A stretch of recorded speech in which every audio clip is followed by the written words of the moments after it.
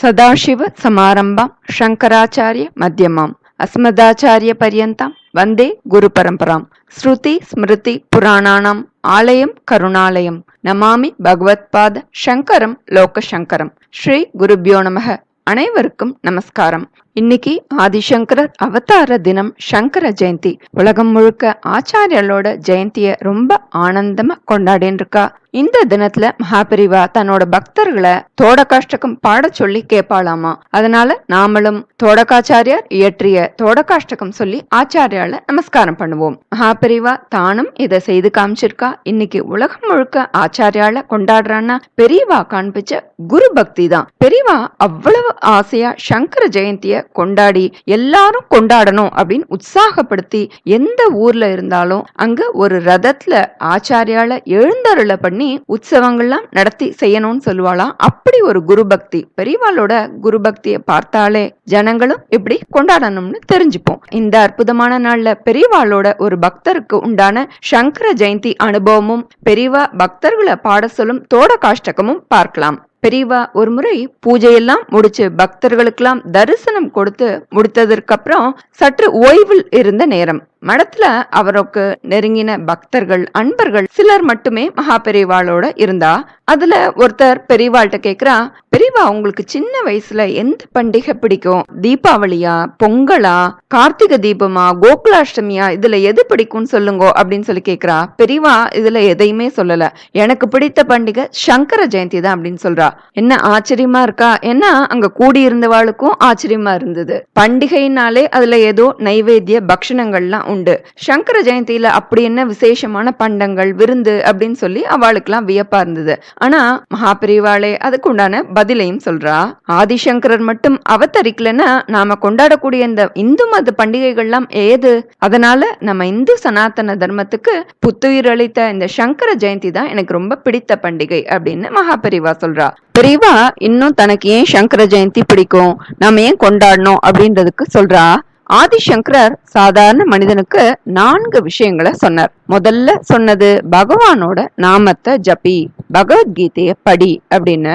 2வது பகவானோட விஷயத்தையே மனதுல சதா சிந்தனை பண்ணணும். வேற எந்த வேண்டாத விஷயத்துக்கும் மனதுல இடம் கொடுக்க கூடாது. 3வது நீ சகவாசம் செய்யறதா இருந்தா நல்ல மனிதர்களோட சகவாசத்துல இருக்கணும். யார் நல்ல மனிதர்கள்? பார்த்தா எல்லாரும் நல்ல மனிதர்களாக தான் தெரியுறா. அப்புறம் அவர்களோட கொஞ்ச நாள் பழகினோன்னு தான் தெரியறது அவர்களுடைய உண்மையான நிறம் குணம் எல்லாம் தெரியறது. முதல்ல தெரியவே இல்லையே அப்படின்னு சொல்லலாம். நல்லவர்கள்னா எப்படி இருப்பார்கள் அப்படின்னு கேட்டா அதற்கும் சொல்றார். அதாவது முக்கியமா இன்னொருத்தருக்கு உபகாரம் செய்ய வேண்டும் அப்படின்ற எண்ணம் உள்ளவர்களா இருக்கணும். அவர்கள் தான் நல்லவர்கள் அப்படின்னு சொல்றாங்க. ராமாயணத்துல பகவான் ஸ்ரீ ராமச்சந்திரரோட மனைவி சீதா தேவிய ராவணன் என்கிற ராட்சசன் அபகரிச்சுன்னு போறான். அந்த சமயத்துல ஸ்ரீராமச்சந்திரருக்கு உபகாரம் செய்தவர் ஹனுமார். சீதை எங்க இருக்கிறாள் என்று தெரியாமல் தவித்துக் கொண்டிருந்த சமயத்தில் அவ்வளவு பெரிய சமுத்திரத்தை தாண்டி சீதை எங்க இருக்கிறாள்னு கண்டுபிடித்து அதோடு நிற்காமல் அவளோடு பேசி ராவணனுக்கு புத்திமதி சொல்லி சீதையிடமிருந்து ஒரு அடையாளத்தையும் கொண்டு வந்து ராமருக்கு கொடுத்து மகா உபகாரம் செய்தவர் ஹனுமார். அந்த ஹனுமாருக்கு ராமர் ஒரு வார்த்தை சொன்னார். மையேவ ஜீர்ணத்தாம் யாத்துர் எவ் வையோபகிருதம் வரே ந பிரத்யுபகாரார்த்தி விபத்தி நபி காங்ஷதி அப்படின்னு ராமர் சொல்றார். இங்க பாரப்பா, நீ எனக்கு செஞ்ச உபகாரத்தை நீ இப்பயே மறந்துடோ. இப்படி கேட்டா எல்லாருக்கும் ஆச்சரியமா இருக்கும். என்னப்பா இது, இவ்வளோ பெரிய உபகாரத்தை வாங்கிட்டு அதை நான் மறந்துடணும்னு சொல்றாரே. ஆனா ராமர் அதுக்கு ஒரு காரணத்தை சொன்னார். அது என்ன காரணம்? நீ திரும்ப ஒரு உபகாரம் என்கிட்ட எதிர்பார்க்காத. ஏன் திரும்ப உன்கிட்ட ஒரு உபகாரம் எதிர்பார்க்க கூடாதா? இது என்ன அநியாயம் அப்படின்னு சொல்லி கேட்கலாம். காரணமும் அவர் சொல்றார். ஒரு மனுஷனுக்கு இன்னொரு மனுஷனோட உபகாரம் எப்போ தேவைப்படும்? நாம ஏதாவது ஒரு கஷ்டத்துல இருந்தாதான் இன்னொருத்தர் உதவி தேவைப்படும். கஷ்டத்துல இல்லைன்னு சொன்னா இன்னொருத்தருடைய உதவி நமக்கு தேவையில்லை. நான் இன்னைக்கு கஷ்டத்துல இருக்கேன், எனக்கு நீ உதவி பண்ண, சரியா போச்சு. திரும்ப நாளைக்கு என்கிட்ட ஒரு உதவி எதிர்பார்க்கிறேன்னு சொன்னா உனக்கு ஒரு கஷ்டம் வந்தாதானே நீ உதவி எதிர்பார்ப்ப. நான் உனக்கு உதவி செய்யணும். அப்போ நீ உனக்கு கஷ்டம் வரணும்னு எதிர்பார்க்கிறியா, இல்ல நான் உனக்கு உதவி பண்ண கஷ்டம் வரணும்னு எதிர்பார்க்கிறேன்னு அர்த்தமாயிடுறது. அதை எதற்காக எதிர்பார்க்கணும்? கஷ்டம் வரணும்னு ஏன் எதிர்பார்க்கணும்? நீ சௌக்கியமா சரியா நன்னா இருக்க வேண்டியவன், எதற்கு ஒரு கஷ்டம் வரணும்? எனக்கு ஒரு கஷ்டம் வரட்டும், அப்போ அவர் எனக்கு உதவி செய்யட்டும் அப்படின்னு சொல்லி எதுக்காக விருப்பப்படணும்? நர பிரத்யுபகாரார்த்தி விபத்தி நபி காங்ஷதி, அதனால நீ பிரத்யுபகாரத்தை எதிர்பார்க்காத அப்படின்னு சொல்லி ராமர் ஹனுமாற்ற சொன்னாராமா. ரொம்பவும் தத்துவார்த்தமான ஸ்லோகம். சத்புருஷன் யார் அப்படின்ற கேள்விக்கு, யார் ஒருத்தர் இன்னொருவரோட கஷ்டத்தை பார்த்து அவருக்கு உபகாரம் செய்யறாரோ, அவற்றிருந்து திரும்பவும் உபகாரத்தை அபேட்சிக்க மாட்டாரோ, அதாவது திரும்ப உபகாரத்தை எதிர்பார்க்க மாட்டாரோ, அவரே சத்புருஷன். அதே போல யார் ஒருவர் பகவான் விஷயத்துல அவ்வியாஜமான, அதாவது காரணமே இல்லாத பக்திய வைத்து கொண்டு இருக்காரோ, அவரே சத்புருஷன். இங்க அவ்வியாஜமான சொன்னோம் இல்லையா, பகவான பூஜை செய்யறது, பகவான பத்தி சிந்திக்கிறது, இதெல்லாம் இன்னொருத்தர் பார்க்கணும்ன்றதுக்காக செய்தா அது உண்மையான பக்தி இல்ல. இது என் கடமை, நான் என் கடமையை செய்யறேன் அப்படின்ற திருப்தி, அதற்காகத்தான் நான் ஈஸ்வரனை உபாசிக்கிறேனே தவிர வேறொருவருக்காக இல்ல அப்படின்றத தெரிந்து கொள்ளணும். அநேகம் பேர் தான் ஒரு சின்ன தர்மம் செஞ்சாலும் அதற்கு எவ்வளவு விளம்பரம் கிடைக்கும் அப்படின்றத எதிர்பார்த்து கொண்டிருப்பார்கள். ஒரு கோவில் கட்டுறதுக்கு பணம் கொடுக்கறது, அப்புறம் அதற்கு பின்னாடி ஒரு விளம்பரத்தை எதிர்பார்க்கிறது, இதுல கொஞ்சமும் நியாயம் இல்ல. நாம் செய்யறது ஈஸ்வரனுக்கு தெரியும், அது போதும். என்னை அவர்கள் யாரும் துதிக்க வேண்டியதில்லை, பாராட்ட வேண்டியதில்லை. அது போல நாம செய்யக்கூடிய ஈஸ்வர பக்தி, நாம் செய்யக்கூடிய ஈஸ்வர ஆராதனை, நான் என்னுடைய கர்த்தவியத்தை, என்னுடைய கடமையை செய்யறேன் அப்படின்ற திருஷ்டியில தான், பார்வையில தான், இன்னொருவருடைய பிரசம்சைக்காக, பாராட்டுக்காக இல்ல. இப்படி யார் உண்மையா இருக்காளோ அதற்கு பேர் தான் அவ்வியாஜமான பக்தி, உண்மையான பக்தி. அவரே சத்புருஷன் அப்படின்னு சொல்லப்படுறார். அதனால பரோபகாரமும் பகவத் பக்தியும் ஆகிய ரெண்டும் யார் ஒருத்தற்ற சரியான ரீதியில இருக்கோ அவரே சத்புருஷன் அப்படின்றத நாம தெரிந்து கொள்ளலாம். அப்பேற்பட்டவரோட சகவாசத்துல இருக்கணும். அப்போ உனக்கும் சத்குணங்கள், அதே சத்குணங்கள் வரும். ஒரு மனுஷனோட ஸ்திதி, குணம் இதெல்லாம் எப்படி இருக்கும் அப்படின்னா, அவர் யாரோட சகவாசத்துல பழக்கத்துல இருக்காரோ அவருடைய குணம், சுபாவம் தான் முழுமையா வரும். ஒருவர் தினமும் சாயங்காலம் கோவிலுக்கு போவார் அப்படின்னா, நம்ம அவரோட பழகிட்டு இருந்தோம்னா நமக்கும் அதே அபியாசம் பழக்கம் வரும். அதுவே இன்னொருத்தர் சாயங்காலமான சினிமாவுக்கு போவார் அப்படின்னு வழக்கம் இருந்ததுன்னா, நம்ம அவரோட பழகினா நமக்கும் அதே பழக்கம் தான், தினமும் சினிமாவுக்கு போவோம். இது மனிதனுக்கே உண்டானது, அமையக்கூடியது. அதனால் நீ சத்புருஷர்களோட சகவாசம் செய், உன்னுடைய ஜீவிதம் நல்லதாகும் அப்படின்னு மூன்றாவதா சொல்லியிருக்கார். நான்காவதா, முடிந்த அளவுக்கு இன்னொருவருக்கு தானம் செய்யணும். முடிந்த அளவு அப்படின்றது நாம் யாரையுமே நிர்பந்தம் செய்யல, நீ இப்படி செய்யணும், அப்படி செய்யணும், அதிகமா இருக்கணும் அப்படின்றது இங்க சொல்லல. நமக்கு எவ்வளவு சக்தி இருக்கோ அந்த அளவுக்கு உதவி செய்யணும் அப்படின்றதுதான் சொல்லப்பட்டிருக்கு. இதை நாம் என்றைக்குமே ஞாபகத்துல வைத்துக் கொள்ளணும். இந்த 4 விஷயங்கள், பகவானோட நாமத்தை உச்சரிக்கணும், பகவானை பற்றி பூஜிக்கணும், சத் புருஷர்களோட சகவாசம் செய்யணும், பிறருக்கு உதவி செய்யணும். இந்த 4 விஷயங்களையும் நாம எப்பவுமே ஞாபகத்துல வச்சுட்டு நம்ம ஜீவிதத்துல கடைபிடிச்சு வந்தா அதுதான் ரொம்ப உத்தமம். நம் வாழ்க்கை மிகவும் மகிழ்ச்சியாக அமையும். சம்சார கடலை கடக்கிறதுக்கு இதுதான் வழி. இந்த பகவத்பாதால் சொன்ன வார்த்தையெல்லாம் யாரோ சிலர் மனசுல வச்சுன்னு சொல்லியிருக்கார் அப்படின்னு நினைக்க கூடாது. இது எல்லாமே நமக்காக சொன்னது அப்படின்னு பெரியவா சொல்றா. நமக்கு எல்லோருக்கும் இந்த மகா உபதேசங்களை அனுகிரகித்து சனாதன தர்மத்தை காப்பாற்றி இந்த உலகத்தை காப்பாற்றியவர் மகா அவதார புருஷர் ஆதிசங்கர பகவத்பாதர். அவருக்கு சகல மனித ஜாதியும் கடமைப்பட்டிருக்கு. அவர்களுக்கு நாம என்றைக்குமே சிஷ்யர்களா இருக்கணும். அப்பேற்பட்ட பகவத்பாதரோட விஷயத்துல நாம என்னைக்குமே பக்திமானா இருக்கணும். அதனால்தான் சங்கர ஜெயந்தின்ற உற்சவத்தை சமஸ்த பாரதத்திலையும் வைபவமா கொண்டாடுறோம்னு மகாபெரிவா சொல்றா. அந்த ஆதிசங்கரோட கட்டாட்சத்தோட நாம எல்லாரும் அவர் காட்டிய இந்த நல்ல மார்க்கத்துல சென்று ஸ்ரேயஸை அடையணும்னு சொல்றா. அதனால நாம இந்த நன்னாள்ல மகாபெரிவாளையும் ஆதிசங்கரர் பகவத்பாதாளையும் பிரார்த்தித்து தோடகாஷ்டகம் பிறந்த கதையையும் தோடகாஷ்டகத்தையும் பார்க்கலாம். ஆச்சாரியாலோட பிரதான சிஷ்யர்கள் 4 பேர். அதுல தோடக்காச்சாரியாரும் ஒருவர். அவருக்கு காலநாதகிரி, ஆனந்தகிரி என்று பேர் உண்டு. இந்த கிரி ஆச்சாரியாளுக்கு கைங்கரியம் பண்றதுல ரொம்ப உற்சாகத்தோட இருந்தா. அவருடைய துணியை துவச்சு போடுறது, அப்புறம் இது போல அவருக்கு என்ன வேணும்னு பார்த்து பார்த்து பண்ணுவாராம் கிரி.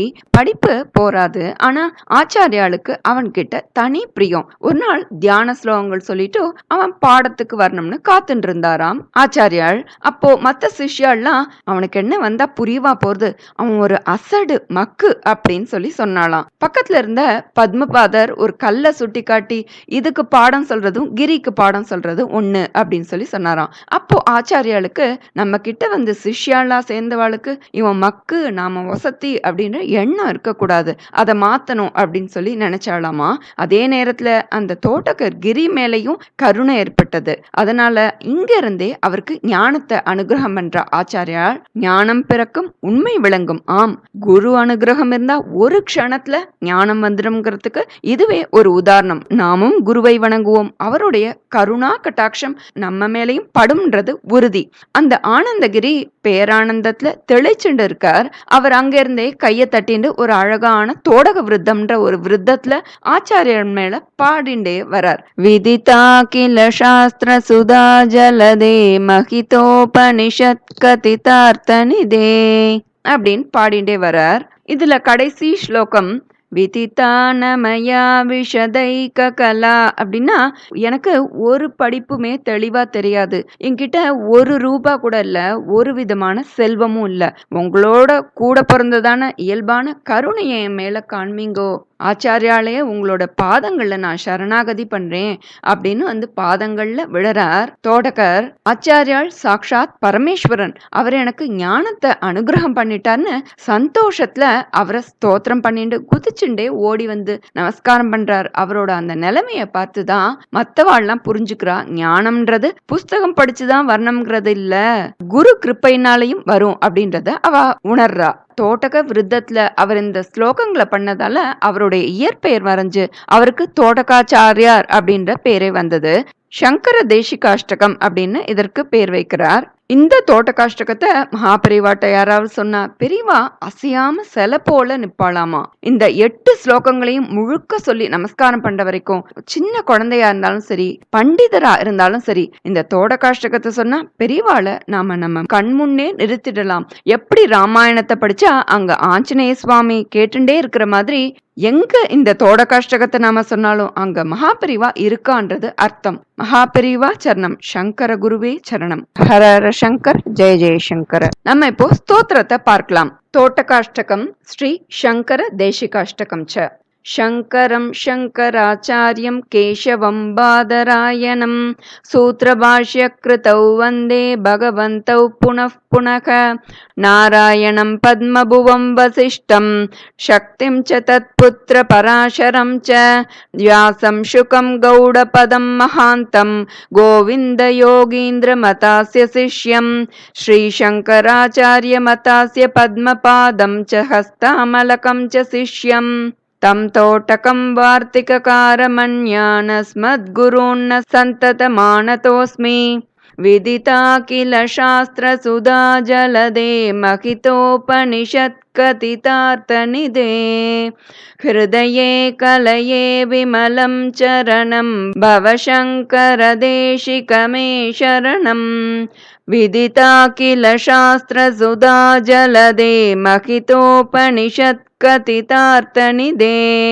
हृदये कलये विमलं चरणं भवशङ्करदेशिकमे शरणं भवशङ्करदेशिकमे शरणं करुणावरुणालय पालय मां भवसागरदुःखविदूर्णहृदम् रचया किल दर्शनतत्त्वविदं भवशङ्करदेशिकमे शरणं भवशङ्करदेशिकमे शरणं भवता जनता सुखिता भविता निजबोधविचारणचारुमते कलयेश्वर जीव विवेकविदं भवशङ्करदेशिकमे शरणं भवशङ्करदेशिकमे शरणं भव एव भवानिति मे नितरां समजायत चेतसि कौतुकिता